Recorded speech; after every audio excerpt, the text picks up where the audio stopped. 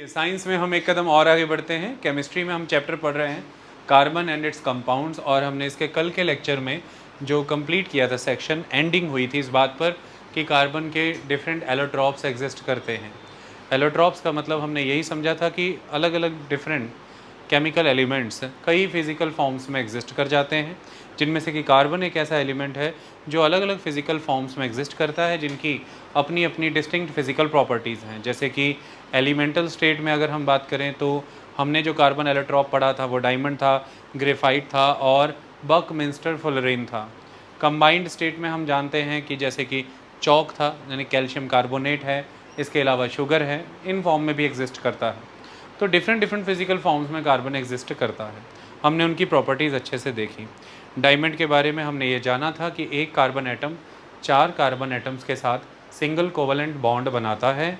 ये बहुत ही स्टेबल है, बहुत ही रिजिड है स्ट्रक्चर, और ये एक टेट्राहेड्रन स्ट्रक्चर क्रिएट होता है, जिससे ही डायमंड को उसका शेप, उसका फिज़िकल अपीयरेंस, ये सारी चीज़ें मिलती हैं। हमने देखा था क्योंकि एक कार्बन एटम ने 4 कार्बन एटम्स के साथ सिंगल कोवलेंट बॉन्ड बनाए हुए थे, कोई फ्री इलेक्ट्रॉन का स्कोप था ही नहीं। तो इसी की वजह से जब कोई फ्री इलेक्ट्रॉन ही नहीं है तो इलेक्ट्रिसिटी कंडक्ट कैसे होगी?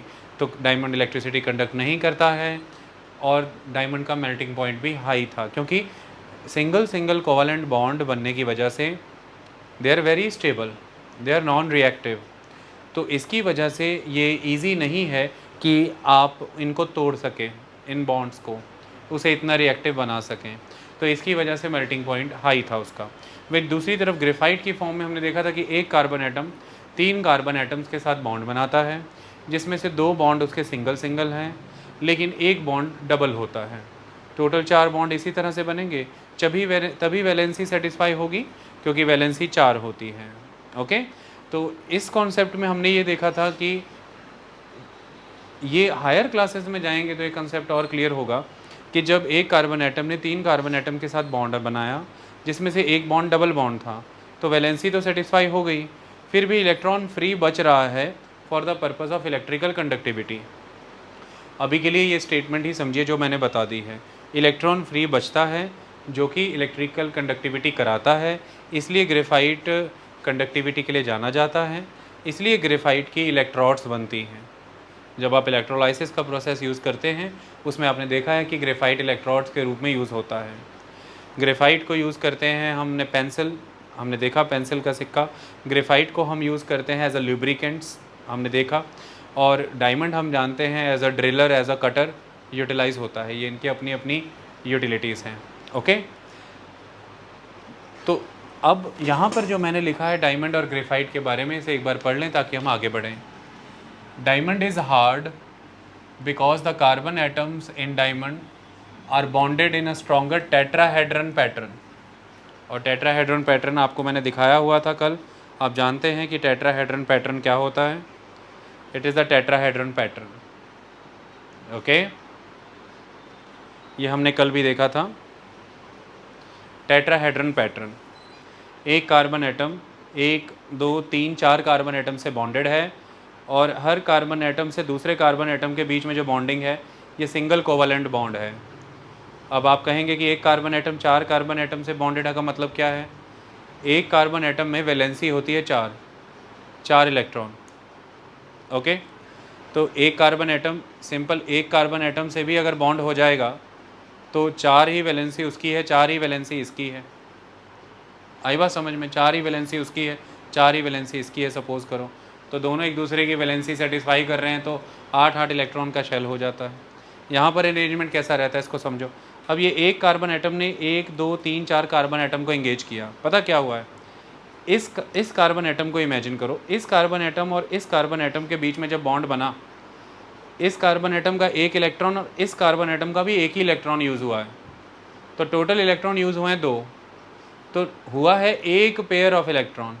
और एक पेयर ऑफ इलेक्ट्रॉन जब इन्वॉल्व हो तो हम कहते हैं सिंगल कोवलेंट बॉन्ड, क्योंकि single pair of electron use हुआ है ना।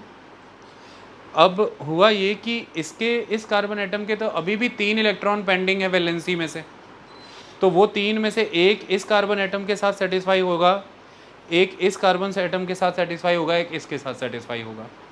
है ना।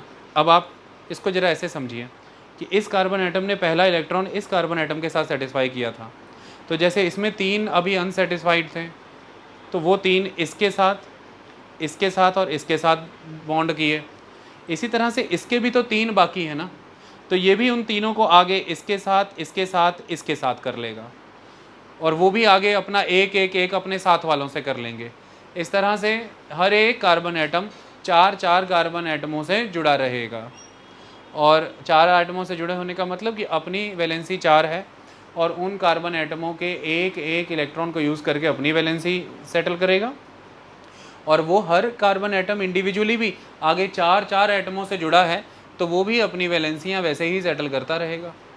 जिन 4 एटमों से वो कार्बन एटम आगे जुड़ा है, उनमें से एक एटम ये पहले वाला ही कार्बन भी था, तो 3 और एटमों से वो भी जुड़ा हुआ है। ओके, इस तरह से ये डायमंड का सिस्टम था। तो ये जो सिस्टम बना, ये है टेट्राहेड्रन। लेकिन दूसरी तरफ अगर हम बात करें तो लिखा हुआ है कि diamond is hard because the carbon atoms in diamond are bonded in a stronger tetrahedron pattern, but graphite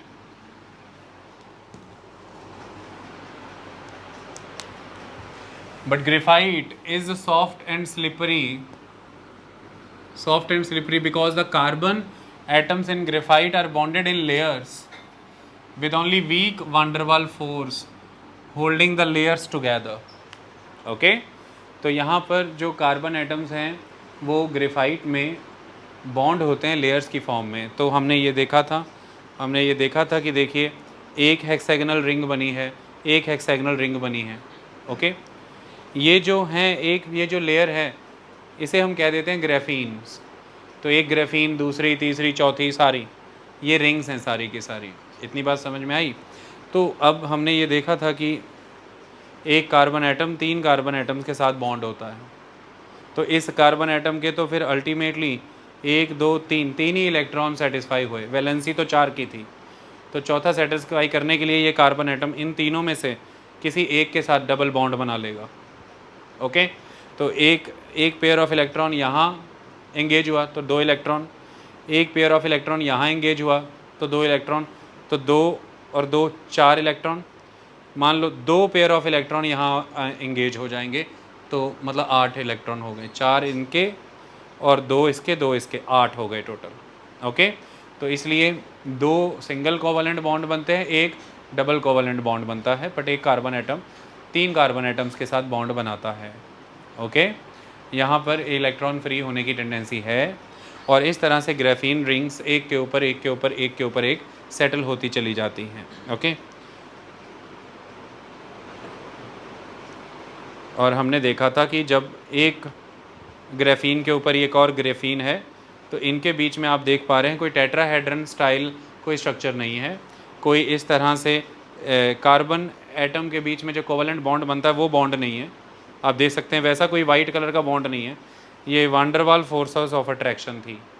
okay, और इसकी वजह से दोनों लेयर्स स्लाइड हो सकती हैं, तो इसकी वजह से ये सॉफ्ट है, स्लिपरी है, स्मूथ है। Okay, that is the reason. तो ये हम समझ चुके हैं, हमने एलोट्रॉप्स अच्छे से कर लिए हैं। अब हम आगे बढ़ें और वर्सेटैलिटी को समझने की कोशिश करें। ओके, कि why carbon is so versatile. हमने देखा कार्बन तमाम तरह के कंपाउंड बनाता है, उससे जुड़े कॉन्सेप्ट को पढ़ें, फिर समझा भी देंगे, समझा रहे भी हैं। So versatile nature of carbon. So there are many things in the surrounding which contain carbon.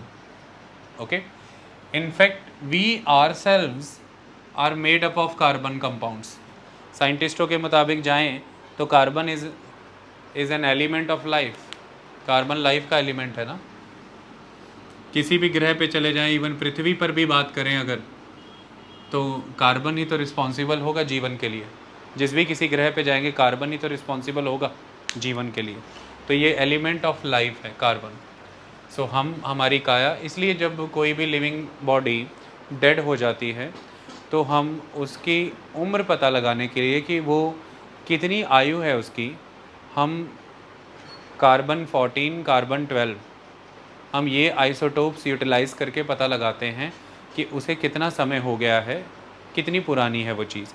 5000 साल, 10,000 साल, 15-20 हज़ार साल, ये हम बता पाते हैं कार्बन मेथड के कार्बन डेटिंग के मेथड के बेसिस पर। हमारा लेक्चर आज इस पर अपलोड हो जाएगा, आप सबको मिल जाएगा। ओके, सो ये कार्बन डेटिंग का मेथड है जिसमें C12 नाम के कार्बन के कॉन्टेक्स्ट में C14 कितना है बॉडी के अंदर, ये इवेल्युएट करते हैं। इतनी बात समझ आई? तो क्योंकि ज़िंदा रहते हुए हम लगातार कार्बन एक्सचेंज कर रहे हैं, तो वो हमारे बेसिक बिल्डिंग ब्लॉक है, हमारे अंदर है, उसी के बेसिस पर हमने उसकी उम्र पता लगाई। So in fact we ourselves are made up of carbon compounds. The numbers of carbon compounds whose formula are known to chemist was estimated in millions. जो कार्बन कंपाउंड जिनके फार्मूला जाने जा चुके हैं वो मिलियंस में है, millions in number the carbon compounds. In fact this outnumbers by a large margin the compounds formed by all other element put together. Carbon के कंपाउंड्स एक बड़े मार्जिन से जितने भी और कंपाउंड्स बनते हैं बाकी सभी एलिमेंट्स के द्वारा, उन सबको इकट्ठा कर दो तो एक बड़े मार्जिन से कार्बन के कंपाउंड उन्हें हरा देते हैं, आउट नंबर कर देते हैं। इतने कॉम्प्रिहेंसिवली, इतने वाइड और इतने बड़ी संख्या में ये पाए जाते हैं। डोमिनेटेड है हम कार्बन कंपाउंडों से ही। ओके, सारे एलिमेंटों को इकट्ठा करो, उनके कंपाउंड बनाओ, उनकी गिनती एक तरफ, और कार्बन के कंपाउंडों की गिनती ऐसी है कि उन सबकी मिलके भी गिनती इसके आसपास कहीं नहीं। क्लियर? क्वेश्चन यहाँ से पैदा होता है, विनीता के मन में सवाल आता है कि why this property is seen in carbon not in any other element. ये प्रॉपर्टी कार्बन ही में क्यों मिलती है, बाकी किसी और एलिमेंट में क्यों नहीं मिल रही है? उसे जानने के लिए दो फैक्टर हैं मेन। हम तो पहले ये समझ रहे हैं कि जो इलेक्ट्रॉन की शेयरिंग से बॉन्ड बनते हैं वो कोवलेंट बॉन्ड होते हैं और कार्बन कोवलेंट बॉन्डिंग करता है।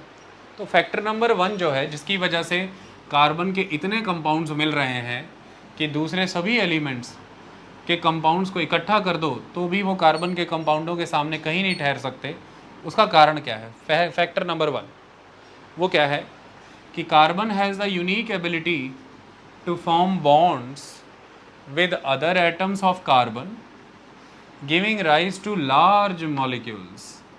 तो कार्बन कार्बन ही के साथ बॉन्ड करता है, ये कार्बन की खासियत है, जिसकी वजह से जितने बड़े मॉलिक्यूल्स बनाने हैं बनाते चले जाओ। जैसे यहाँ पर आप देखेंगे एक image,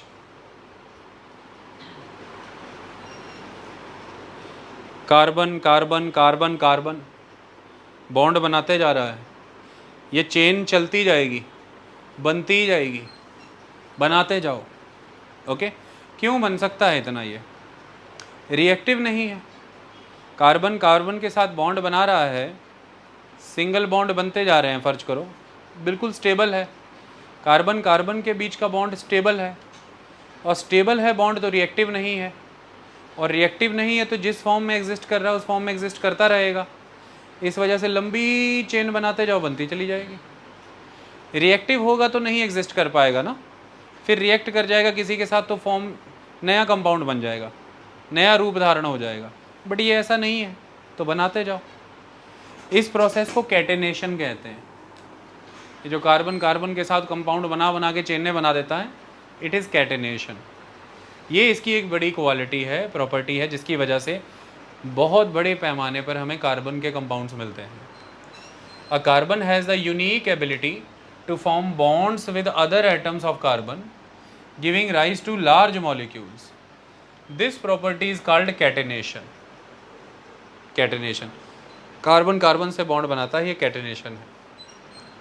these compounds may have, ये इस रूप में मिल सकते हैं। ये जो कंपाउंड होंगे इस तरह से हो सकते हैं, या तो लॉन्ग चेन्स ऑफ कार्बन हो सकती हैं, लंबी कार्बन कार्बन की चेन्स, या फिर branched chains of carbon, branches निकल रही हैं, चेन चल रही है, ब्रांचें।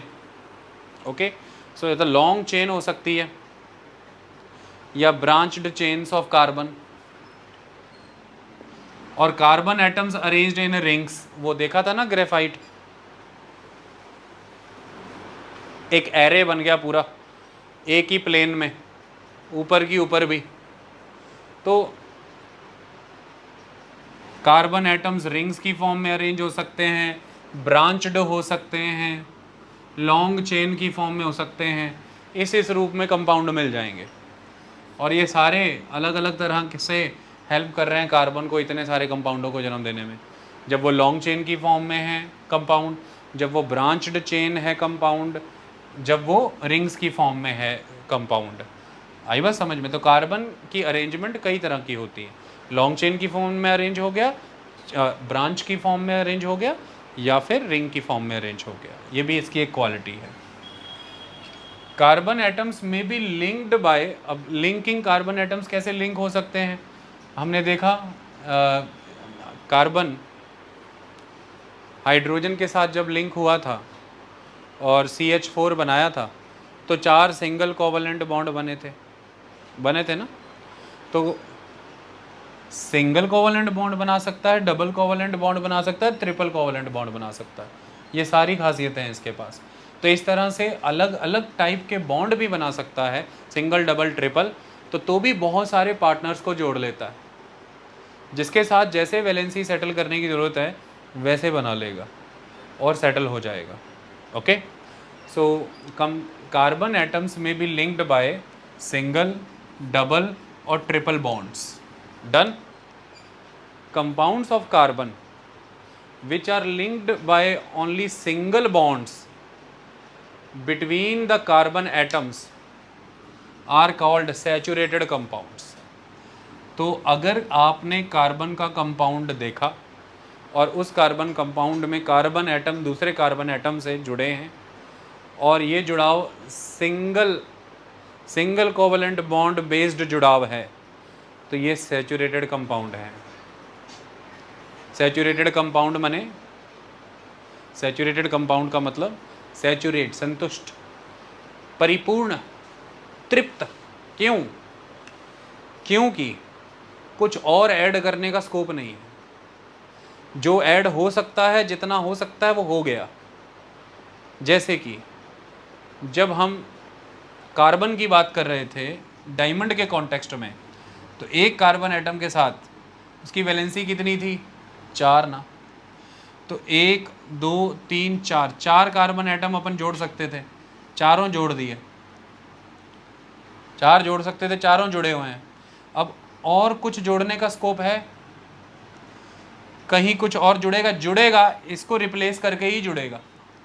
जिसने पहले से जगह ऑक्यूपाई की है उसको हटाओ, फिर नया जोड़ो। बट वहीं पे घुसड़ने का स्कोप है कोई? 4 कुर्सियाँ हैं, 4 लोग बैठे हैं, 5वां घुस जाएगा? चारों में से एक हटाओ फिर घुसो। तो गाड़ी की पिछली सीट में जितने आदमी चाहिए उतने हैं, तो आप यही कहेंगे ना भाई सैचुरेटेड है, पूरी जगह भरी हुई है। तो इसीलिए जो सिंगल कोवलेंट बॉन्ड रहता है कार्बन कार्बन एटम के बीच में, यहाँ पर बताया गया है सैचुरेटेड होता है। जब बॉन्ड डबल या ट्रिपल होगा तो वह अनसैचुरेटेड होगा। आई बात समझ में? क्यों? क्योंकि जैसे मान लो कि यहाँ पर एक कार्बन 1 2 कार्बनों से जुड़ा हुआ है, तीसरे कार्बन से भी जुड़ा हुआ है। यहाँ पर एक कार्बन के साथ सिंगल बॉन्ड हो गया, दूसरे कार्बन के साथ सिंगल बॉन्ड हो गया, 2 वैलेंसियाँ तो सेटिस्फाई हो गई। तीसरे कार्बन के साथ डबल बॉन्ड हो गया तो जाकर के बाकी के 2 इलेक्ट्रॉन सेटल हुए, तो ये डबल बॉन्ड है ना। तो डबल बॉन्ड में एक टांग तो अच्छी फंसी है, जो एक्स्ट्रा टांग है वो तो एक्स्ट्रा ही है, वहाँ से निकाल के किसी और के साथ फंसा दो। हाइड्रोजन आ गया, कहता है hey guys I am there. Hydrogen के पास भी एक इलेक्ट्रॉन, हाइड्रोजन को कहते हैं आजा फंस जा फिर तुम। समझ रहे हो ना? बिल्कुल ऐसी ज़िंदगी चलती है। दिखाना जरा वो मार्कर, दिखाना मेरे बच्चे मार्कर। अब देखो सिंगल बॉन्ड है दोनों के बीच में ना, इसकी ज़रूरत दोनों की पूरी हो गई। अब तो ये दोनों में से कोई एक, या तो ये हिले या हिले तो कोई नया लगे। बट अब डबल हो गया बॉन्ड, है ना, यहाँ पर डबल बॉन्ड है, तो ये वाले बॉन्ड को कोई और भी तो आगे जोड़ सकता है अपने साथ। जैसे ये इस कार्बन से जुड़ा था डबल बॉन्ड, ठीक है, क्योंकि ये वाला जो कार्बन है ये 2 और कार्बनों से जुड़ा हुआ है एक एक इलेक्ट्रॉन के वाया, और इस कार्बन से जुड़ा है 2 इलेक्ट्रॉन के वाया, जो कि किसी तरह से मजबूरी में अरेंजमेंट किया है क्योंकि वैलेंसी सेटिस्फाई करनी पड़नी थी। लेकिन अगर अगल बगल में कहीं हाइड्रोजन घूम रहा है अपना एक इलेक्ट्रॉन लेकर के, और वो जैसे ही पास आया तो वो ये कहेगा एक बॉन्ड मेरे साथ भी बना प्लीज़। तो इस वाले कार्बन को ये वाला कार्बन कहेगा तेरे से एक बॉन्ड तो बना ही हुआ है, एक छोड़ यार, इसके साथ बनाते हैं, इसके साथ बना दिया। तो फिर ये इस पॉइंट पे सैचुरेटेड थोड़ी ना था, अनसैचुरेटेड ही था। सैचुरेटेड होता तो इस वाले कार्बन को हटाए बिना हाइड्रोजन कैसे लग गया, और साथ में कार्बन हटाए बिना हाइड्रोजन लगा ना, 3 कार्बन वहीं के वहीं खड़े हैं, चौथा जो लगा है वो हाइड्रोजन लगा है। लेकिन जब डायमंड देखा हमने तो 4 कार्बन है, कुछ भी और 5वां लगाओगे तो चारों में से कुछ हटाओगे तो फिर वहीं लगेगा। लेकिन जो ग्रेफाइट के केस में हम देख सकते हैं, यहाँ पर एक एग्जाम्पल के तौर पे बता रहा हूँ कि 2 कार्बन तो ठीक है, तीसरा कार्बन भी ठीक है, देखिए तीसरे कार्बन के साथ डबल बॉन्ड बनाना पड़ा, तभी वैलेंसी संतुष्ट हुई। तो वो जो एक बॉन्ड उसके साथ एक्स्ट्रा बनाया है वो किसी और के साथ भी बना सकते हैं ना, बना लो। 3 कार्बन कार्बन रह गए, चौथा भी एडजस्ट हो गया, तीनों में से किसी को रिप्लेस नहीं करना पड़ा। तो फिर इसका मतलब जगह थी, एक आदमी की जगह थी, मतलब अनसैचुरेटेड था। समझो बात को, मतलब ऐसे ही ज़िंदगी चलती है। हैं बेटा, चलती है कि नहीं चलती है? चलती है, कह रहा है ऐसे ही चलती है। ओके, तो ये हैं कहानियाँ, ऐसे चलती है life, this is the way. Okay, अब ऐसे ही मान लो कि ट्रिपल बॉन्ड है, 1 2 3, और मान लो इसी कार्बन एटम से घुसाया हुआ है ट्रिपल बॉन्ड, ठीक है। इधर एक कार्बन एटम है, बीच में एक कार्बन एटम, और इधर एक कार्बन एटम है। इधर एक कार्बन एटम से सिंगल बॉन्ड बनाया है, इधर वाले से ट्रिपल बनाया हुआ है। तो 4 वैलेंसियाँ, 4 इलेक्ट्रॉन सेटल हुए हैं। तो फिर कितना स्कोप है, एक डंडी निकाल के एक हाइड्रोजन से लगा दो, एक और दूसरे हाइड्रोजन से लगा दो, एक कार्बन से लगी हुई है, एक और कार्बन से लगी हुई है, तो 2 कार्बन 2 हाइड्रोजन, तो चारों के साथ single single single covalent bond बन गए, अब सैचुरेट हो गया। तो जब डबल बॉन्ड होगा और जब ट्रिपल बॉन्ड होगा तब अनसैचुरेटेड होगा, जब सिंगल बॉन्ड होगा तब सैचुरेटेड होगा। ये बात दिमाग में फिट कर लेना, आई बात समझ में? क्योंकि जगह है, कोई और लग सकता है, पहले वालों को हटाए बिना कोई लग सकता है, लेकिन सैचुरेटेड में ऐसा नहीं होता, पहले वाले हटेंगे तो नया लगेगा। समझ में आई बात? मतलब जितनी आपके पास कैपेसिटी है बॉन्ड बनाने की, अटैच करने की, उससे कम मात्रा में लोग अटैच किए हुए हैं आपने, तो फिर वो और अटैच हो सकते हैं, तो वो तो होंगे फिर। ओके, जो ज़रूरत पड़ेगी, जब माहौल बनेगा तो वो हो जाएंगे। तो जिसकी ज़िंदगी में जिस चीज़ की कमी है, अभी तो गुजारा चल रहा है, मौका मिलने पर वो उस कमी को दूर कर ही लेंगे फिर। समझ में आई? तो पहले ही कमी दूर करके चलो सबकी, कि कोई तुम्हें ही ना कहीं कमी कर दे किसी तरह की, ये कहानी। तो ये कि compounds of carbon which are linked by only single bond between the carbon atoms are called saturated compounds। तो सैचुरेटेड कंपाउंड वो कंपाउंड होते हैं जिनमें कार्बन के एटम्स के बीच में जो कॉम्बिनेशन हुआ है, कंबाइन हुए हैं, सिंगल बॉन्ड से ही हुए हैं, सिंगल कोवलेंट बॉन्ड, वो कंपाउंड सैचुरेटेड कंपाउंड है। ठीक, ओके। आगे, compounds of carbon having double और triple bonds between their carbon atoms are called unsaturated compounds. कल पढ़ा रहा था ना मैं डायमंड ग्रेफाइट के कॉन्टेक्स्ट में, ये मैंने कहा था अगले लेक्चर में करेंगे बात। हाइड्रोकार्बन्स के केस में ये बहुत अच्छे से एक्सप्लेन होगा, अभी मैं करके बताऊंगा, ठीक है। तो वो कंपाउंड सैचुरेटेड हैं जिनमें जो कार्बन एटम्स हैं उनके बीच सिंगल बॉन्ड बनता है, और वो कंपाउंड्स अनसैचुरेटेड हैं जिनमें कार्बन एटम्स के बीच में डबल और ट्रिपल बॉन्ड बनते हैं। ये बात दिमाग में फिट कर लेना। अगला, no other element exhibits the property of catenation to the extent seen in carbon compounds. तो मतलब कैटेनेशन की प्रॉपर्टी अदर एलिमेंट दिखा देते हैं, लेकिन जिस एक्सटेंट तक कार्बन दिखा सकता है उतने एक्सटेंट तक नहीं, क्योंकि कार्बन बॉन्ड बनाते जा रहा है, single single single single single single, या फिर कहीं जा करके एक डबल बॉन्ड भी आ गया, एक ट्रिपल बॉन्ड भी आ गया, कोई नहीं, सिंगल सिंगल बनाते जा रहा है, तो स्टेबल है, बिल्कुल रिएक्ट नहीं हो रहा है, तो जिस रूप में है उस रूप में चली ही जा रहा है। लेकिन दूसरी तरफ अब जब बात करते हैं सिलिकॉन, सिलिकॉन कैटेनेशन जैसी प्रॉपर्टी एग्जिबिट करने लगेगा, लेकिन पंगा आ जाएगा कब? सिलिकॉन कंपाउंड बनाएगा हाइड्रोजन के साथ, और कहाँ तक बन पाएगा? चेन बनेगी कितने एटम तक? 7-8 एटम तक ही। अब मैंने आपको एक फिगर दिखाई थी, उसमें कार्बन के 4 एटम थे, 1 2 3 4, लेकिन ऐसा नहीं है, बना दो गिन भी नहीं सकोगे, 1 2 3 4 ये वो लिखते जाओ। लेकिन यहाँ सिलिकॉन हाइड्रोजन के साथ कंपाउंड बनाएगा, लगेगा कैटेनेशन जैसी प्रॉपर्टी है, लेकिन 7 और 8 एटम तक ही कहानी जाएगी। बट फिर ये रिएक्टिव हैं, फिर रिएक्शन हो जाएगा, फिर उसके आगे उस फॉर्म में कंटिन्यू नहीं हो पाएंगे। लेकिन कार्बन एटम्स के साथ ऐसा नहीं होता, इसकी वजह से लॉन्ग चेन्स बनती है। तो लिखा भी हुआ है कि the carbon carbon bond is very strong and hence stable. तो स्टेबल है, so carbon carbon bond is very strong and stable. This gives us the large number of compounds with many carbon atoms linked to each other.